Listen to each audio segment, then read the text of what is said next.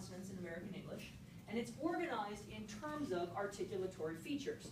So you can see across the top, place of articulation. Each one of those categories, bilabial, labiodental, interdental, alveolar, palatal, velar, and glottal, are all places in the vocal tract that we constrict air in order to produce sound. So those are all places of articulation. Manner of articulation, the way we make sounds, and we're going to talk about several different kinds of manners of articulation, including stops, fricatives, affricates, nasals, liquids, and glides. Again, you don't have to know the definitions of all these for this quiz, but you will need to know it for the second quiz. So this is just kind of a preview. So these, if you look up here, you'll see that there are some characters that you recognize and some characters that you don't. Each one of the characters on this grid represents a unique phone, a unique speech sound that we use in American English. And the way this transcription system works, and you guys, we're going to learn this transcription system starting next week. The way this system works, every sound has its own symbol. So anytime you write a particular symbol, it always sounds the same. And that's really important in English because, as you know, English spelling is evil, right? English spelling is evil. For example, you guys all know what that spells, right? What does that say? No, it says fish. It says fish. This is the f in enough. This is the in women. And this is the sh in motion. Fish. Thank you very much. Okay, English spelling, bad. English spelling is almost completely arbitrary, right? Because it reflects, the way we write down what we say, reflects not necessarily how we say it now, but how words have been said in the past. And look, the pronunciation of words changes over time. Anybody ever try to read Beowulf in English in high school? Look at, or even try to read Shakespeare, right? The way we say things changes over time, and yet writing things down has preserved old spellings. So we've got all these weird spellings that don't actually match with how we say words. So instead, when we talk about phonetics and phonology and morphology in this class, we're going to focus on using a system where every sound has only one symbol. So anytime you see that symbol, you know exactly what sound we're talking about. We're going to turn English into a one sound, one symbol correspondence, kind of like Spanish. So that when you see something, you will know exactly how to say it. Or if you write something down that you heard, I will know exactly what you heard by looking at the way you wrote it down. And this system is organized in terms of these articulatory features. Place of articulation, manner of articulation, and then the third main one that we'll talk about with regard to consonants is voicing. And that's whether or not your vocal folds are vibrating when you make the sound. And that's the difference, for example, between the sound p, p, p, the P sound, and b, b, b, the B sound.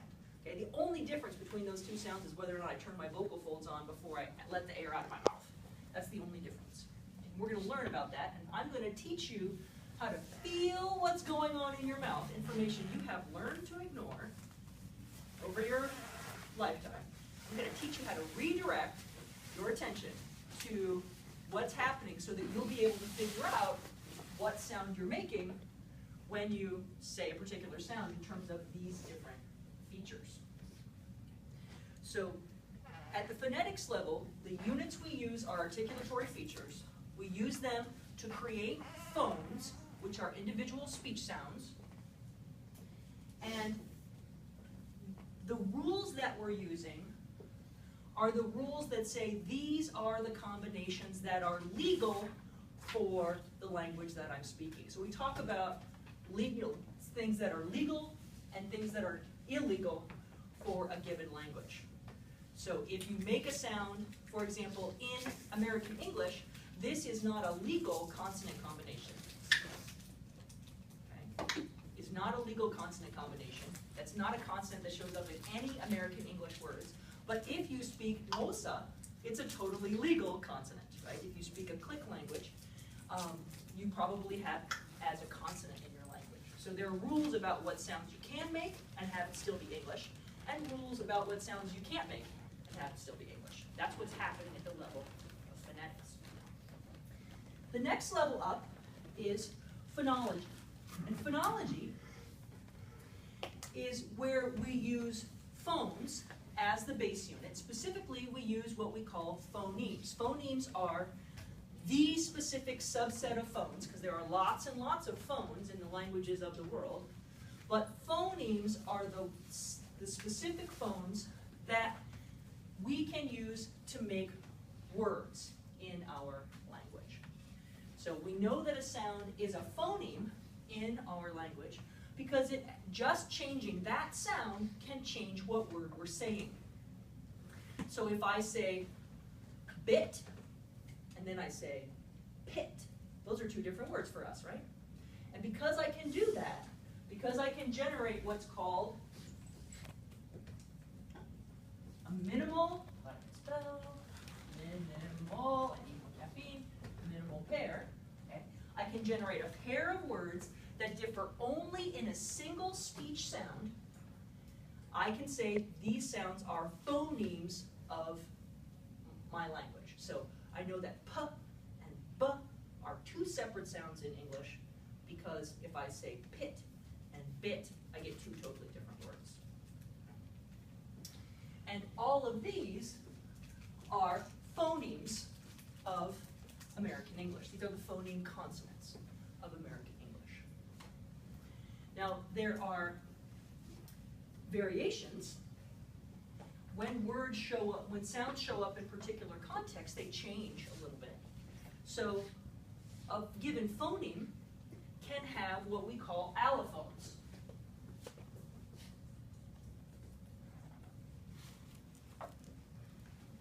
Now, anybody in here familiar with genetics? You can have a gene, you can have alleles. What's an allele? Do you know?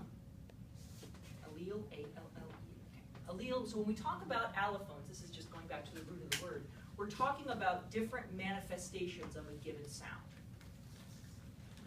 So you might have in genetics a dominant form of a gene and a recessive form of a gene. You've heard that? Well, when it comes to sounds, you can kind of have dominant forms and recessive forms. The dominant form is the form of the sound that shows up the most often.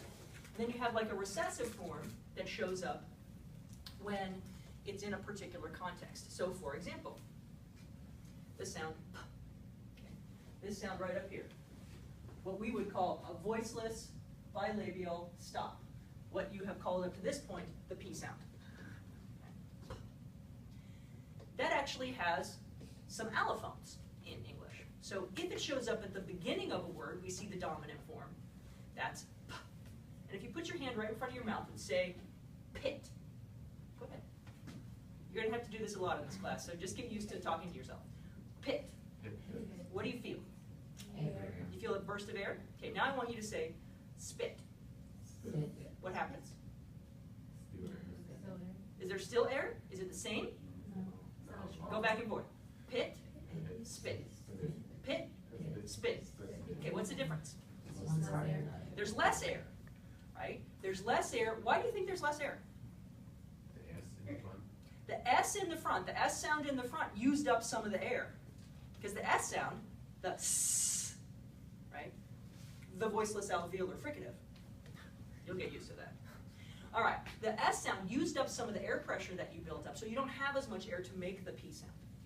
So those are actually, so P and P are actually two different versions of the P sound. And we would call those allophones. They show up in different environments, but it's totally predictable which one you get. Do you get the one with the extra burst of air, which we would write like that, saying that we've got an extra burst of air when we make it? Or do you get this one, which is just the p sound with no extra burst of air? The dominant form of this phoneme is with the burst of air. The recessive form of this phoneme is with the no burst of air. Question. Yes? Could it also be like in different languages, like in Farsi, for example, there's like 3 different ways of saying G, basically. There's ge, re. So would that be an example of it too? Those are actually, if you're moving further back, those are actually 3 different sounds. Oh. Those, So, okay, so and they it depends on can't how be- you use them. Okay, it Okay. depends. In some cases, they might be occurring in what we call free variation. Doesn't matter which sound you use. And in some cases, it actually matters. Can you make different words with those 3 sounds? Yeah. So you can do everything else the same, and if you change that one consonant, it's a different word, then those are all separate phonemes. Oh. Okay. Those are not allophones. Those are separate phonemes because they change meaning. Now, allophones in one language, so this contrast, that we would call this aspirated P, meaning. If I say pit or pit, it doesn't change anything, it doesn't change the meaning of the word at all. So those are not separate phonemes for English. But in Hindi, for example, they are separate, and you actually can change meaning with them. So languages around the world are very flexible in what they choose to be a phoneme or an allophone. And the rules that we use at this level, the rules that we apply to phonemes, guide how we can combine them and what happens when we combine them. So for example, there is a rule in English called the aspiration rule. And it says, if you say a voiceless stop, okay, and voiceless stops would be anything, you see over here it says voiceless voice, voiceless voice, voiceless voice, any voiceless stop. So that means k, k, or that's how you see the last one. It doesn't sound like anything. Any of those voiceless stops, if they occur at the beginning of a word, before a stressed vowel, you will put extra air behind them. Otherwise, you don't do that. So we have rules that say this is how you must pronounce this sound in order to sound like an American English speaker. We do other things, like make vowels longer and shorter at this level. So if I say the word loop, loop, loop, that p at the end, that lovely unaspirated p at the end, loop. Listen to the length of the vowel in the middle. Loop, loop, loop. Now compare that to this. Loom, loom, loom. Now tell me about the vowels in those 2 words. Loop, loom. How are they different?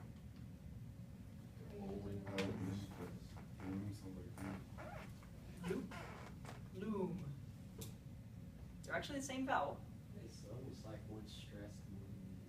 It sounds like it's stressed. One is longer, so it's easier for you to hear. I mean, they're both long. Well, we write them both as long vowels, but in fact, when you make them, if we look at the actual amount of time you produce them, the one in loom is actually much longer. And that's because it's coming before a sound that has vocal folds vibrating, whereas loop is not. So I have to shut off my vocal folds so I don't vibrate them before I make the last sound in the word, and it makes the vowel shorter. So we write both of those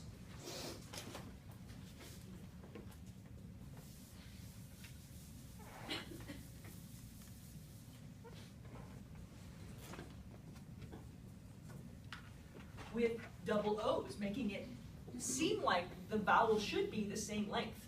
They should both be long oo sounds. But in fact, they're not. So this is one of the really hard things about being a psycholinguist, is learning not to think in letters, but to think in phonemes. And to really listen to what you're saying and not override it with what you think you're saying because of how you spell it. It's very tricky. Anybody here taking cognitive psychology? Taking cognitive?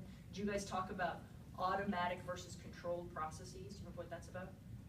Controlled process is one that you have to think about every step and pay really close attention. An automated process is one where it's just like a habit. You can just say do it and you just do it and you don't have to think about it at all. Well, we have automated our use of spelling, automated how we think about language, when in fact what we're doing is quite different. So I'm going to have to try and help you recontrol how you listen to language. It's really hard, but we can do it, and it's fun. Once you get to do it, it's really neat, but it also starts to drive you a little bit nuts, because everywhere you go, you start to hear things that before you were completely ignoring. You're like, oh my gosh, they just did that. That was vowel lengthening. Did you hear it? And people will be like, what are you talking about? You'll be like, sorry, I'm being a language geek. You know, it happens. There's nothing you can do. Now, if you're a parent, or you have a niece or a nephew, it's really interesting because you start to hear things in the children's speech you never noticed before. You're like, oh, I never realized they were doing that. And it's really cool, but it's kind of nerdy. All right, so we've got things like aspiration, vowel lengthening. Another thing we do, another example of a phonological rule, is something called flapping. This is where we turn sounds, alveolar sounds, specifically alveolar stops. You can see it says take an alveolar stop. What's an alveolar stop? Well, if we look over here, we go to alveolar, we look under the stop category, you see there are two alveolar stops, t and d. Okay, t and d, the T sound and the D sound. Those are what we call alveolar stops. And it turns out that we turn them into a completely different sound when we put them in between vowels. So,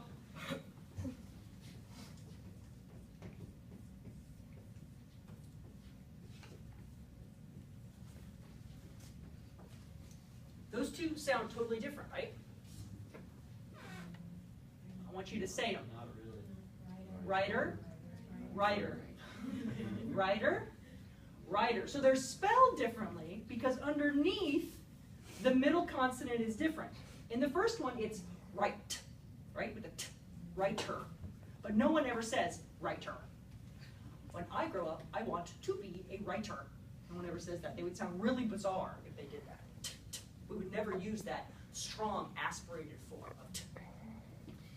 And we don't say rider. I want to be a rider, right? We never do that. It sounds really weird. What we do instead is we turn both of those sounds into what we call a flap.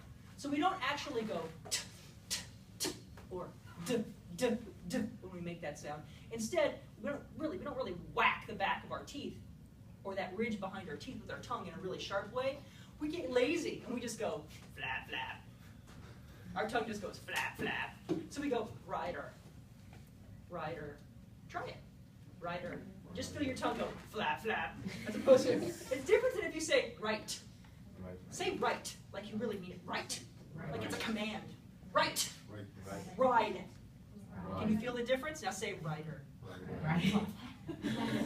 Rider. You're just like, oh, too much work, got a whole extra syllable, I can't even make that sound. And here's the thing. People are super lazy when they talk.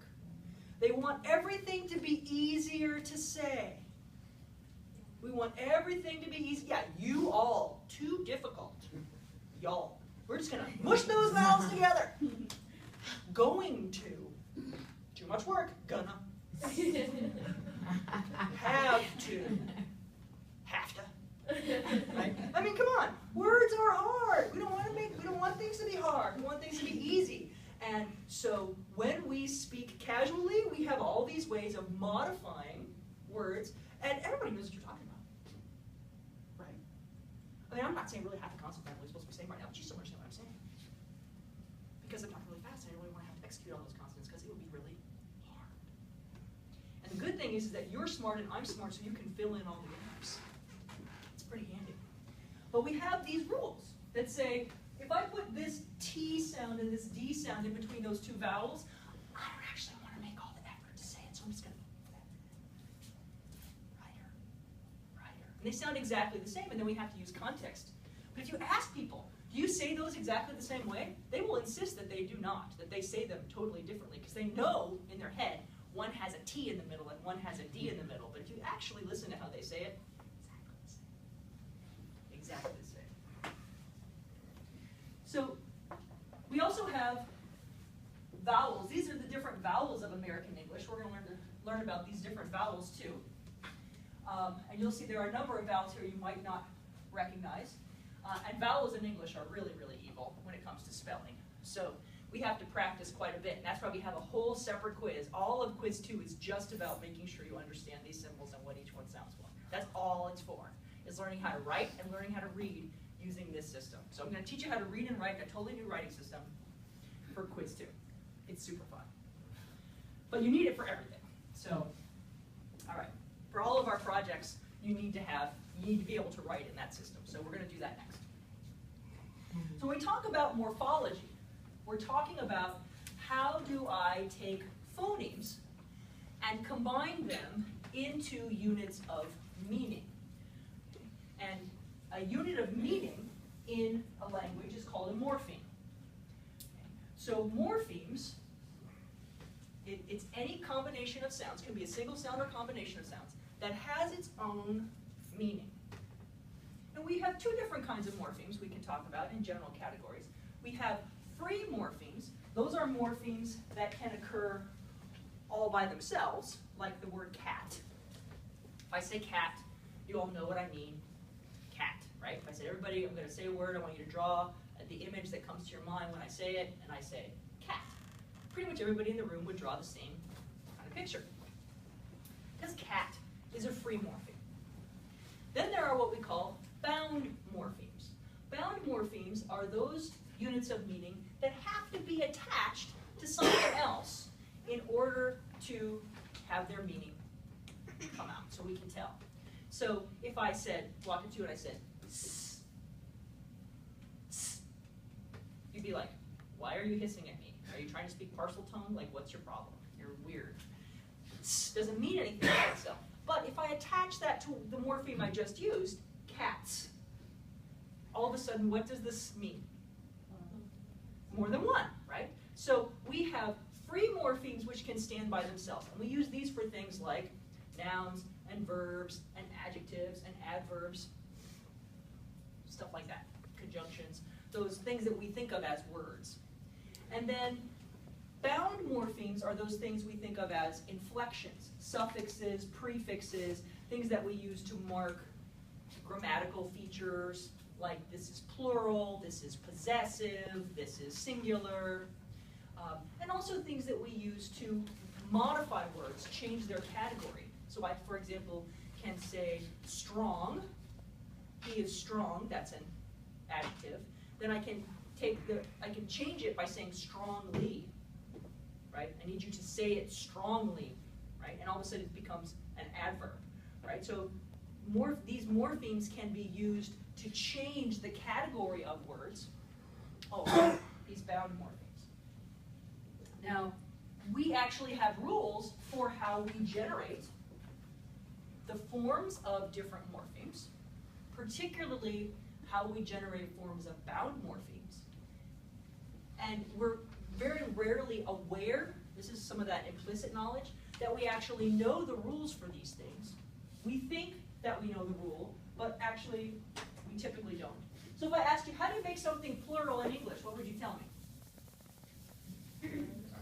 Add S, right? Add S. That will make something plural. Always? No. Because sometimes you have to do things like add ES or, huh?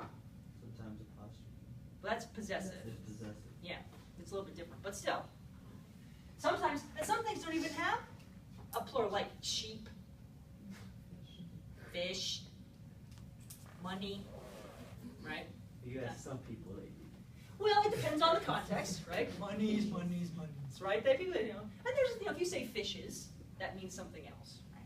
But anyhow, so we talk about, so we have a morpheme in English that makes something plural, and very often we spell that morpheme with the letter S. Okay, we write an S on the end. But in fact, the morpheme has 3 different allomorphs. Okay, so there are 3 different ways it shows up, when it shows up.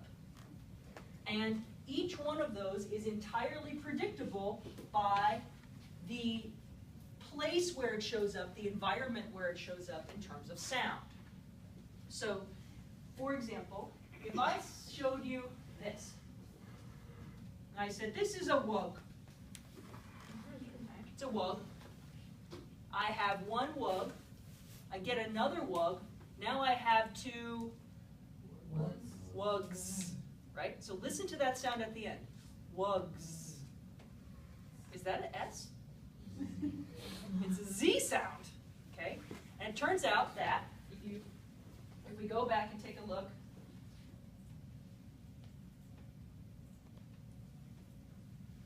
g, g, g, right there. We go back and we look at the last sound on wug, g. It's actually a voiced sound. So the plural that we use will also be a voiced sound. Z, z. So we're going to do that. Now what if I said, okay,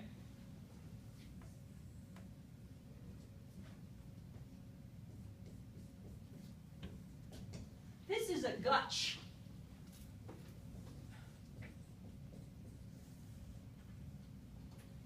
I have one gutch. I go get another gutch. Now I have two gutches. Now it's not z anymore, it's uz. Still not s. What's with that plural s thing you guys were talking about? We still haven't even done a single s yet.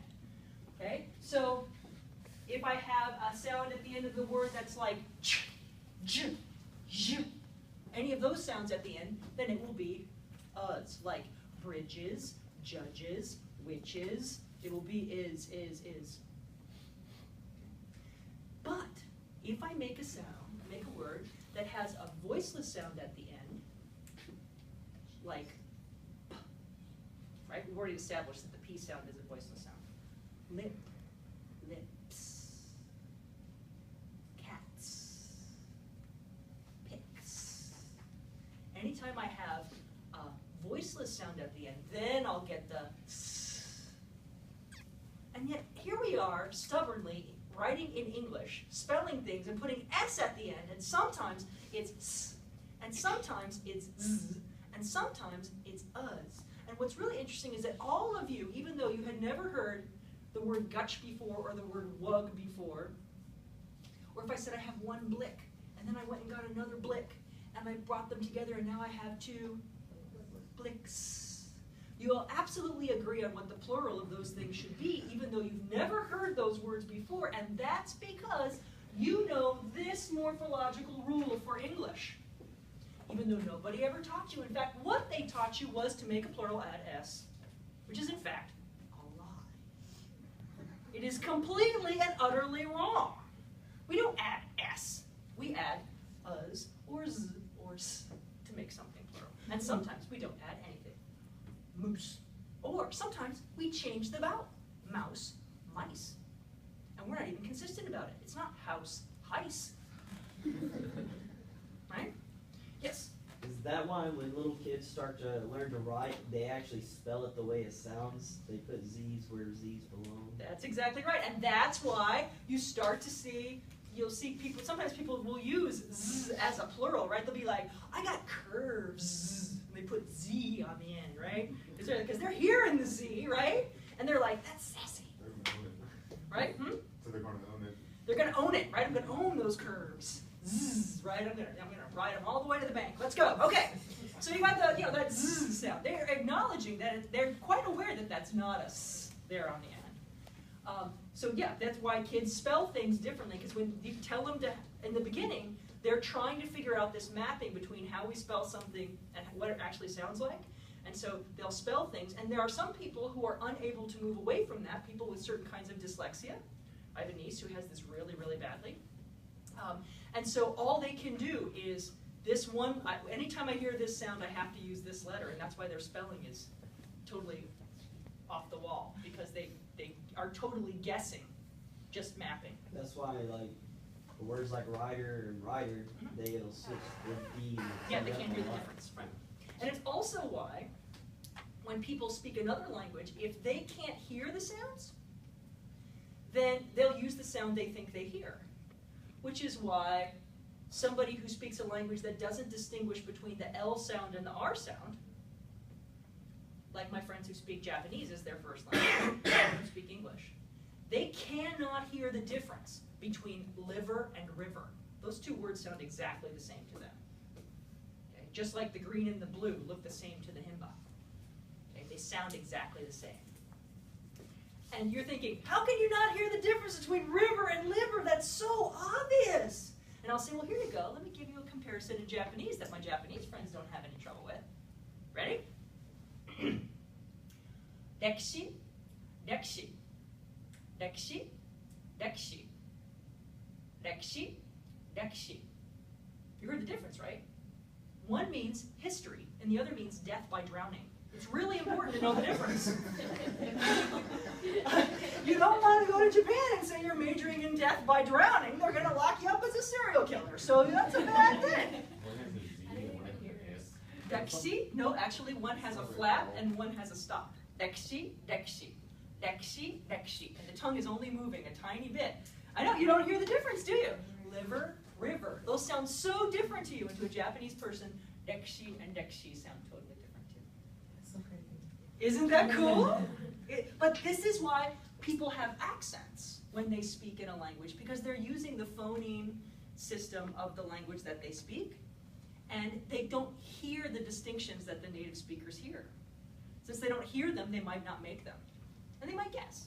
Which is why I went to a Japanese restaurant one time, and they gave me an English menu, because of course I'm white, so I can't possibly speak Japanese. And they gave me the English menu, and on the menu I could order flesh orange juice. And I was like, yeah, instead of fresh orange juice, right? Flesh orange juice. I'm like, what did you like, cut your finger and it's gonna be like extra pulpy with extra flesh? You know, gross. Okay, it's super gross. Now we do this for lots of things. There's lots of rules that we know. Things like making the past tense. And again, for the test, you don't have to know specifically what the rules are. You're gonna learn these over time. But you do want to know that at the morphological level, the kinds of rules we're using are rules that tell us what form of the past tense is the right kind to use, given the word we're making. What form of the plural is the right form to use, given the word we're making. So we have different past tenses too, right? I kick, I kicked. I loved, right? And we have, and then you can say like, to put a boot on a car, the car was booted, right? So we have different past tense forms, and we know from the kind of word we're using, even though what people would say is, to make it past tense, put ed on it. Sometimes we're putting an ed sound on it, like booted, but more often we're saying just t or d, like kicked and loved. So we're actually not putting ed on it at all. Much more often than we think we are. So the next level of linguistic representation is syntax. And this is where we take the words that we make and we combine them to make phrases and sentences. Now, what do I want you to know about this level? I want you to know that this is the level where we create things like noun phrases and verb phrases and sentences. Okay? I don't expect you to know these rules. Like, this is a syntactic rule for making a noun phrase in English. It says you take a determiner, and then you can put an adjective in if you want to, and then you put a noun, so I can say the happy puppy. Or I can just say the puppy, and that's fine. So we have rules for how you can legally combine words together to make phrases and sentences in our language. And that's what I want you to know about syntax. Okay? That this is where we have, the units we're working with are words and phrases, and the rules we're using are the things that let us combine words to make phrases and combine phrases to make sentences. Okay, that's what I want you to know about this unit. So we can do things like we can say a sentence is made up of a noun phrase and a verb phrase.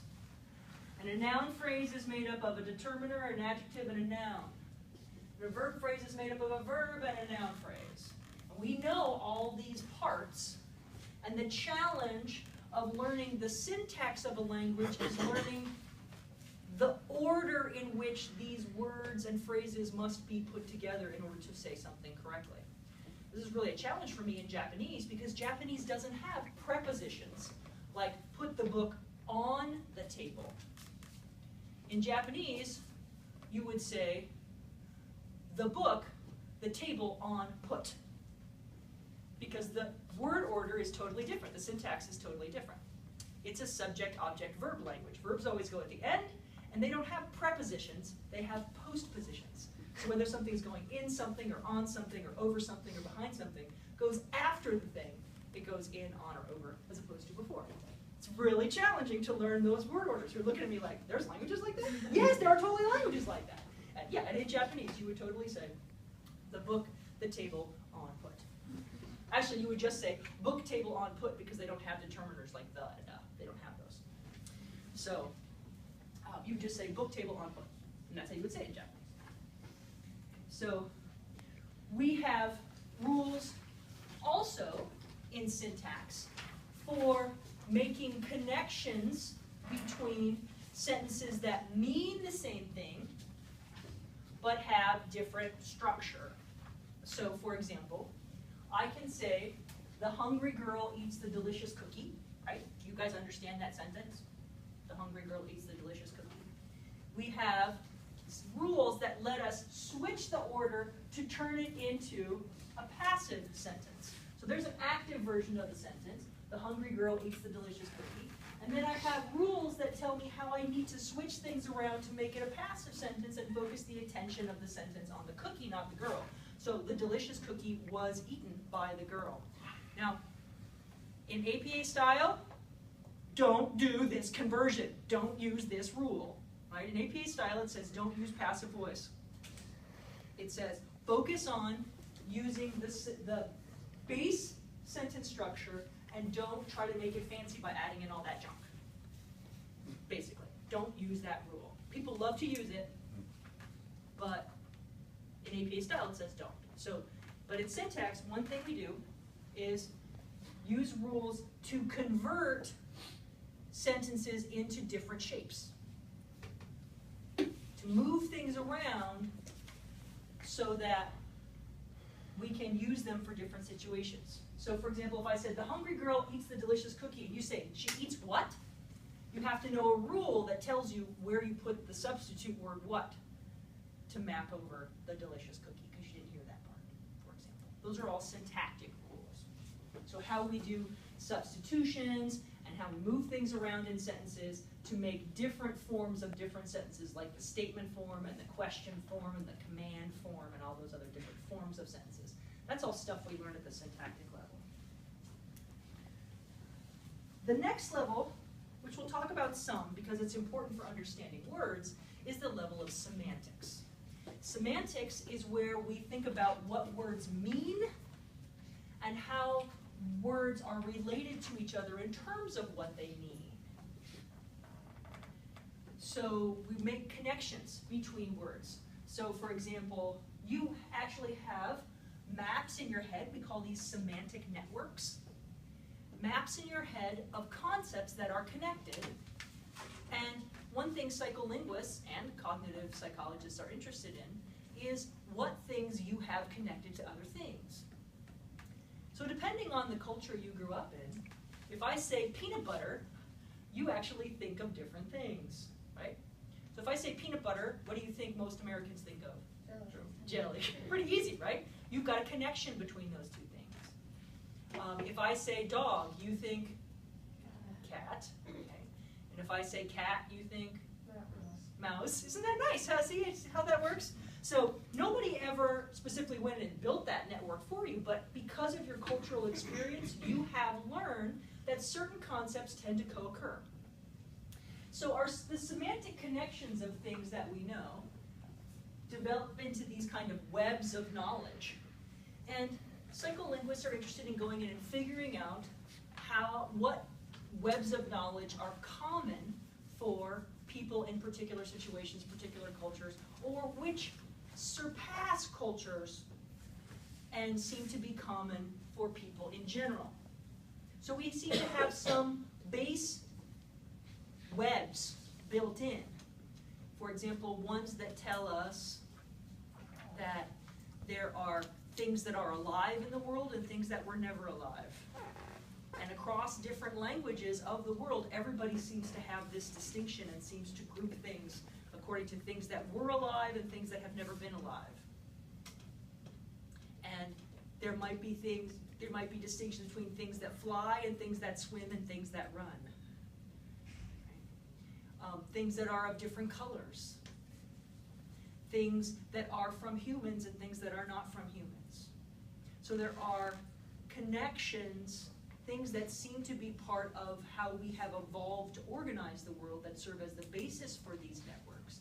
And then we build on these networks using our cultural experience. And so you can see here, this is an example of a network of maybe what you know about a particular person. So we have something like Fred is a person is an animal, Fred has a pet, that's Tibbs is a cat, so if he has a cat, then he's a cat liker because he has a cat, you know, so you kind of have these connections of things that you know. And this is why sometimes thinking of one thing all of a sudden makes you think of something else and you're like, why did I just think of that? And it's because you've got connections somehow between those things, and once the energy, the energy, synaptic energy started flowing in your brain, it started spreading along these connections in your semantic network and somehow brought you over here to this weird corner of your brain that made a connection you had never made before. It's also why sometimes you get those weird gut feelings that something weird is going on, because something has triggered in a network that says danger, be careful, be cautious. You just don't know what it is yet. And then later it goes bing, bing, bing, bing, bing. You're like, oh, that was it. That was the thing that I noticed. Something was strange about the way he wore his scarf. I knew why was he wearing a scarf? It was 80 degrees outside, you know. Tells you something weird. It's that spreading of activation through your semantic network that's triggering things in your awareness. And we know some different rules for understanding the meaning of things and connecting things together. Again, I'm not going to focus too much on this. We'll talk more about the semantics as children learn them, like how do children learn to make connections between different things, and we'll talk about it more in depth at that point. But what I want you to know about semantics for the purposes of the upcoming quiz is that semantics is about meanings of things and the connections between those meanings. And that the meanings we have in our minds come in two broad categories. There are denotative meanings. Those are the meanings that we all share. So when I say cat, there's a denotative meaning to cat that is of a feline, probably a house cat, pointy ears, likes to play with yarn, chase mice, be lazy, run the world, right? You have the kind of general cat, that's the denotative meaning that we all share. And then there are connotative meanings. These are the meanings that we have that are personal. So if, for example, you hate cats, you're violently allergic to cats, you've been attacked by a cat, then when you think of cats, you probably also have a variety of other negative things that come up. Or if you love cats and you raise cats and you show cats and you just think cat's the most fabulous thing and you have a Facebook page dedicated to cats and you wear cat clothes and you know you're a cat for Halloween every year, then you're going to have all these other associations, these connotative associations for cats. So we have denotative and connotative associations. You can also have connotative associations that use words in different ways. So for example, if you call somebody a cool cat, that means something else, right? So that's a different meaning for cat that's not necessarily denotative, because most people might not know that meaning. But in a particular community or group, that has a particular meaning. So that would also count as a connotative meaning. So I want you to know that semantics is about meanings, about the different kinds of meanings we have and how those meanings are connected, and how we interpret the things we hear, how we understand what words mean in a given context. That's what semantics is about. So it's how we know that when I say things like, I'm feeling under the weather today. You know it has absolutely nothing to do with weather. Because under the weather means I don't, what? I don't feel good, right? Although why I would say I'm under the weather makes absolutely no sense. How do you get under weather? Like if you think about the actual units of that saying, it makes 0 sense. But somehow when we put them all together, we go, oh, you feel under the weather, you're not feeling good. Like, where did that come from? And you're like, I never thought about that before. Now you're gonna start listening to the things people say and go, why did we say it that way? That's really bizarre.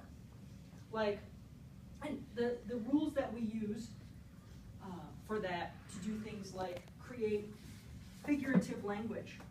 These is ways that we use semantics to include and exclude people from our communities. Now again, you don't have this on your handout, I'm not requiring you to know these different examples, but I want you to know that some people who are interested in studying semantics are interested in how it is that we know when I say something like, Jim's head is full of rocks. I don't actually mean his head is full of rocks. How do I know that?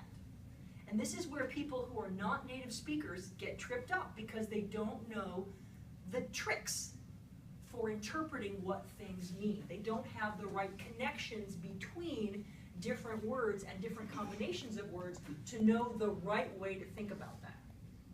So if I say, oh my gosh, he's a total snake, you know I'm not saying the person's an actual snake. But how do you know that? That's something that you had to learn as part of our culture and learn about how to interpret language. Now it looks like we're going to have 1 minute and it's Friday and the weather is terrible. So I could jump in and tell you about pragmatic rules, but I think what I would much rather do is let you go home